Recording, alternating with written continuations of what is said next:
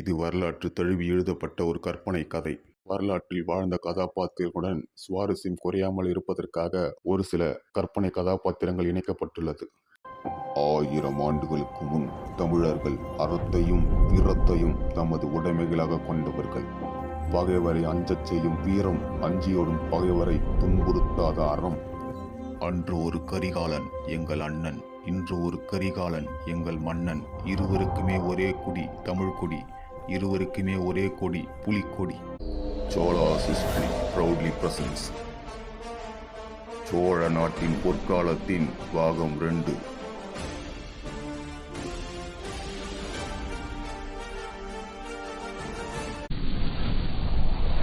மூன்றாவது அத்தியாயம், காதலின் போர் வெற்றி என்ற அத்தியாயத்தில் வந்தியத்தேவன் குந்தவையின் மீது வைத்துள்ள காதலை மறைமுகமாக வெளிப்படுத்தினார். இது சோழ தேசத்தை எவ்வித மாற்றத்தை ஏற்படுத்தப் போகிறது. அது மட்டுமில்லாமல் ஆதித்த கரிகாலன் குந்தவைக்கு ஒரு சில அறிவுரைகளை வழங்கினார். இனி நடக்க இருப்பது. வள்ளி என்பவள் குந்தவையின் பிரியமான தோழி. இவள் சிற்றரசரின் மகளும் ஆவாள். குந்தவையும் வள்ளியும் சிறு வயதிலிருந்தே ஒன்று கூடி வளர்ந்தவர்கள். பிரியமான தோழிக்கு அர்த்தமே அனைத்தையும் பகிர்ந்து கொள்வதுதான். தன்னுடைய துக்கம், இன்பம், சுகம் என அனைத்தையும் பகிர்ந்து கொள்வதை இவர்களிடமிருந்து அறிந்து கொள்ளலாம். பல இடங்களில் அறிந்திருப்போம், வயதுகள் வளர வளர அன்பானதும் குறையும் என்பது. ஆனால் இவர்களுக்கு இடையே உள்ள அன்பு இப்பொழுது வரை குறையாமல் இருப்பதை இவர்களிடமிருந்து கற்றுக்கொள்ள வேண்டும். வள்ளி குந்தவையின் அறைக்குள் வருகிறார். குந்தவை வள்ளியிடம், வள்ளி, நேற்று எல்லாம் காணவே இல்லையே, எங்கு சென்றாய்? குந்தவை, என் தந்தை என்னை அழைத்துச் சென்றிருந்தார். என்னிடம் கூறாமலே சென்று இருக்கிறாய்? குந்தவை, மாதம் முழுவதும் தஞ்சையில் உன்னுடன் தான் இருக்கிறேன். ஏதோ ஒரு நாள் தான் என் தந்தையுடன் சென்றேன். இதெல்லாம் ஒரு கேள்வி என்று கேட்டுக்கொண்டிருக்கிறாயே. வள்ளி, நேற்று நீ இல்லையே, தஞ்சை அரண்மனைக்குள் புதிதாக ஒருவனை பார்த்தேன். அப்படியா? யார் அவன்? அழகாக இருந்தானா? அவன் முப்படை தளபதிகளில் ஒருவன் என கூறினான். அநேகமாக இந்நேரத்தில் பயிற்சி தளத்தில் தான் இருப்பார் என்று தெரிகிறது.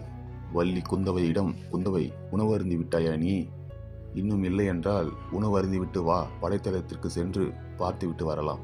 குந்தவையும் வள்ளியும் கோட்டையை சுற்றியுள்ள இயற்கையெல்லாம் ரசித்துக் கொண்டு பயிற்சி தளத்திற்கு வருகிறார்கள்.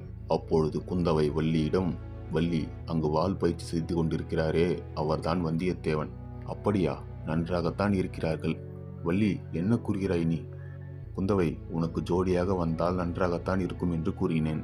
வள்ளி, நீ நினைப்பது போலெல்லாம் ஒன்றும் இல்லை. எனக்கு இரண்டுமே இரு கண்கள் தான். இரண்டுமே என்றால், ஒன்று சோழ நாட்டு மக்கள், மற்றொன்று யார்? வந்தியத்தேவரா? இல்லை இல்லை, அதுவும் சோழ நாடுதான். நானும் பார்க்கத்தானே போகிறேன். சரி, வா செல்லலாம். குந்தவையும் வள்ளியும் பயிற்சி தளத்திலிருந்து செல்ல, குந்தவை, என்ன இது காலில் ஏதோ கொத்தியது போல் தெரிகிறது என்று பார்க்க, நாகமானது அவளை கொத்திவிட்டு செல்கிறது. இதனை கண்ட வள்ளி, அவ்விடத்திலிருந்து, இளவரசியை நாகம் கொத்திவிட்டது, இளவரசிக்கு ஆபத்து, இங்கு வாருங்கள் என்று கூறிக்கொண்டிருக்கும் பொழுதே குந்தவை மயங்கி கீழே விழுகிறார். இதனை கண்ட வந்தியத்தேவன் தன்னுடைய வாளை வீசிவிட்டு ஓடி வருகிறான். வந்தியத்தேவன் வள்ளியிடம், பெண்ணே, என்ன ஆயிற்று என கேட்க, நாங்கள் இவ்வழியாக வந்தோம், பாம்பானது இளவரசியை கொத்திவிட்டது என கூறுகிறார்.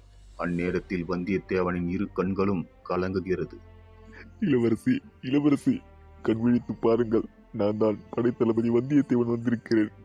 ஆமாம், யார் நீங்கள்? இவ்விடத்திற்கு ஏன் வந்தீர்கள்? அதற்கு வள்ளி, படைத்தளபதி, இவ்விடத்திற்கு வந்தது தவறா? ஐயோ, இவ்விடத்திற்கு வந்தது தவறில்லை. இப்பொழுது இளவரசி நிலையை பாருங்கள். இளவரசி, ஏன் இவ்விடத்திற்கு வந்தீர்கள்?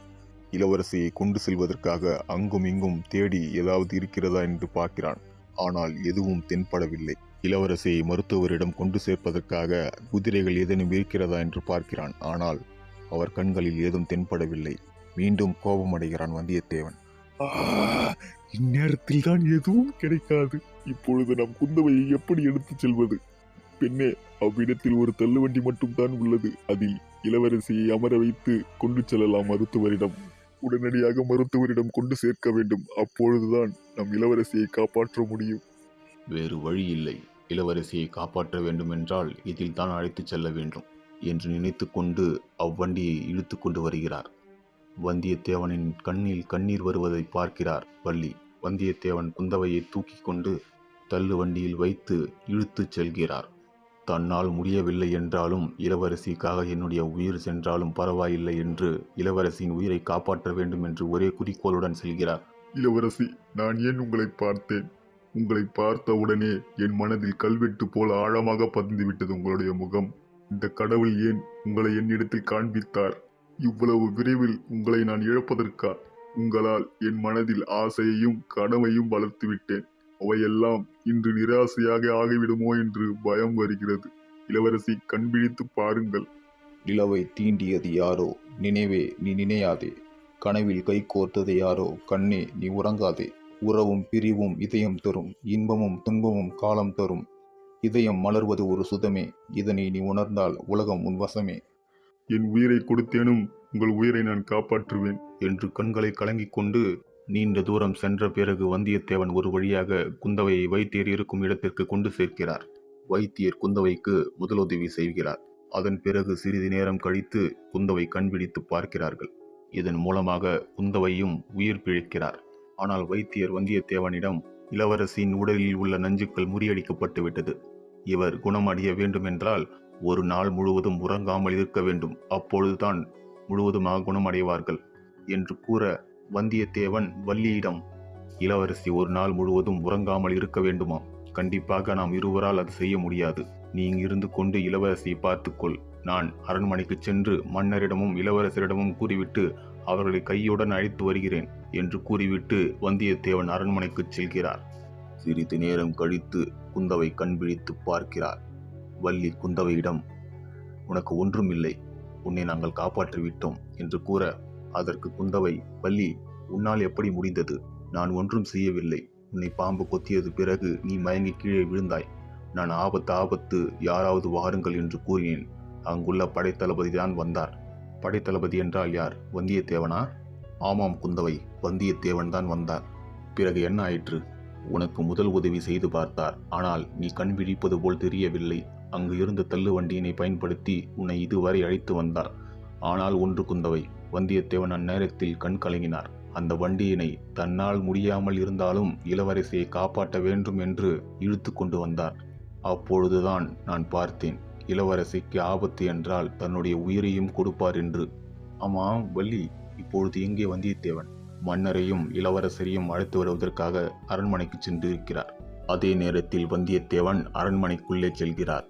மன்னர் சுந்தர சோழரிடம், அரசே, அரசே, வா வந்தியத்தேவா, ஏன் இவ்வளவு பதற்றமாக இருக்கிறாய்?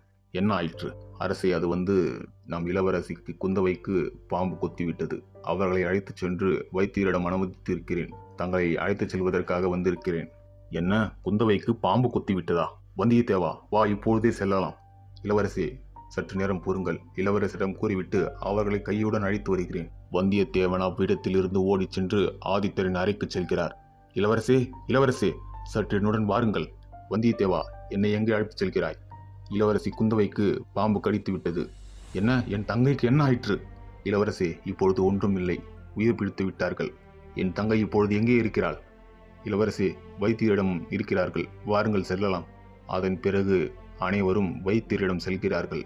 மூவரும் நீண்ட தூரம் செல்கிறார்கள். ஆதித்த கரிகாலர், இடைய வந்தியத்தேவா, இன்னும் எவ்வளவு தொலைவு இருக்கிறது? இளவரசே, இன்னும் சிறு தொலைவுதான் இருக்கிறது. அதற்கு ஆதித்தன், வந்தியத்தேவா, எப்படி இவ்வளவு தூரம் என் தங்கையை அழைத்து வந்தாய் நீ? இளவரசே, அங்குள்ள தள்ளு வண்டியில் தான் தள்ளி கொண்டு வந்தேன். வந்தியத்தேவா, எப்படி வந்தியத்தேவா? இளவரசே, நான் பணிக்கு வருவதற்கு முன் மன்னரிடம் ஒன்று கூறினேன். வந்தியத்தேவா, அது என்ன? அரசர் குடும்பத்தில் ஏதேனும் ஆபத்து என்றால் என் உயிரை கொடுத்தேனும் காப்பாற்றுவேன் என்று கூறினேன். அதுதான் இப்பொழுது செய்திருக்கிறேன். இது என்னுடைய கடமை. நீண்ட தூரம் சென்றதும் அனைவரும் வைத்தியரிடம் வந்தடைகிறார்கள். சுந்தர சோழர் குந்தவையிடம், மகளே, எப்படி இருக்கிறாய் என்று கண் கலங்க குந்தவை, தந்தையே, எனக்கு ஒன்றும் இல்லை என்று கூற, குந்தவை, அரண்மனையை விட்டு வெளியே செல்லாதே என்று கூறினால் கேட்கிறாயா நீ? தந்தையே, நான் அரண்மனை விட்டு எல்லாம் வெளியே செல்லவில்லை. பயிற்சி தலத்தின் வழியாகத்தான் சென்றேன். அங்குதான் இது நடந்தது. சுந்தர சோழர் வள்ளியிடம், வள்ளி, வைத்தியர் என்ன கூறினார்? அரசே, இன்று ஒரு நாள் முழுவதும் உறங்காமல் இருக்க வேண்டுமாம். அப்பொழுதுதான் நஞ்சானது முற்றிலும் குறையும் என்று கூறியிருக்கிறார். வந்தியத்தேவன் தன் மனதில், என் அவள் என்னை விட்டு எங்கும் செல்லவில்லை. நிழலாடும் சோலையிலே நீ வந்தால் போதும். உன் நினைவாக வாழ்கிறேன், நிம்மதியை தாரும். துணையாக யாரும் இல்லை, துவண்ட கணம் போதும். சிலையாக நின்றாயே, உன்னை வெல்ல யாரும். இறைவா, குந்தவை என்னிடத்தில் மீண்டும் வந்துவிட்டாள். எனக்கு துணையாக யாரும் இல்லை என்று துவண்டு நின்று கொண்டிருந்தேன். குந்தவை கண் விழித்து நான் இருக்கிறேன் என்று கூறியிருக்கிறார். அவளை வெல்ல யாருமே கிடையாது என்று மனதில் நினைத்து கொண்டு உருகினான். வந்தியத்தேவனின் காதலுக்கும் விதிக்கும் இடையே நடந்த போரில் வந்தியத்தேவனின் காதல் விதியை தோற்கடித்து இப்போரில் வெற்றி பெற்றது. அதன் பிறகு சுந்தர சோழர் குந்தவையை அரண்மனைக்கு அழைத்துச் செல்கிறார். இங்குள்ள மக்கள் அனைவரையும் நான் சந்திக்க வேண்டும் என்று கூறுகிறார்.